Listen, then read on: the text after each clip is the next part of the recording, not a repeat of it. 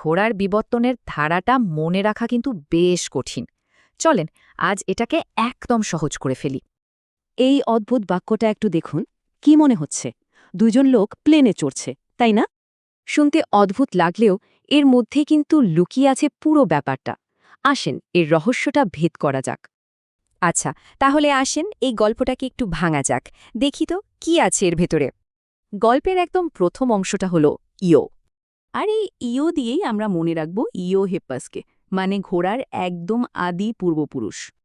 এরপর আমাদের গল্পে কে আসছে? আসছে মেসো। একদম সহজ, তাই না? মেসো নামটা শুনলেই মনে পড়বে মেসো হেপ্পাস। আচ্ছা, ইউ আর মেসোর পরে প্লেনে কে ছিল? ছিল মেরি। আর মেরি নামটা আমাদের মনে করিয়ে দেবে মেরি চিপাসকে। কি দারুণ মিল! তো ওরা সবাই কোথায় চড়েছিল? একটা প্লেনে। আর প্লেন শব্দটা কিন্তু প্লিউট খুব কাছাকাছি।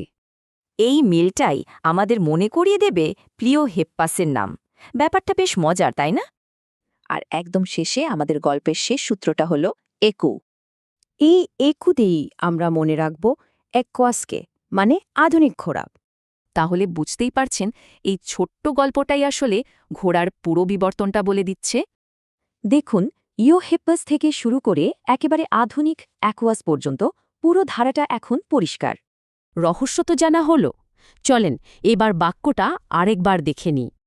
আর যদি গল্পটাও কঠিন লাগে, তাহলে একদম মূল ফর্মুলাটা হলো শুধু এই 5টা শব্দ পরপর মনে রাখলেই চলবে: ইও, মেসো, মেরি, প্লিও, একু। দেখলেন তো কিভাবে একটা মজার গল্প দিয়ে এত কঠিন একটা বিষয় মনে রাখা যায়? আচ্ছা, কঠিন জিনিস মনে রাখার জন্য এরকম আর কি কৌশল ব্যবহার করা যেতে পারে?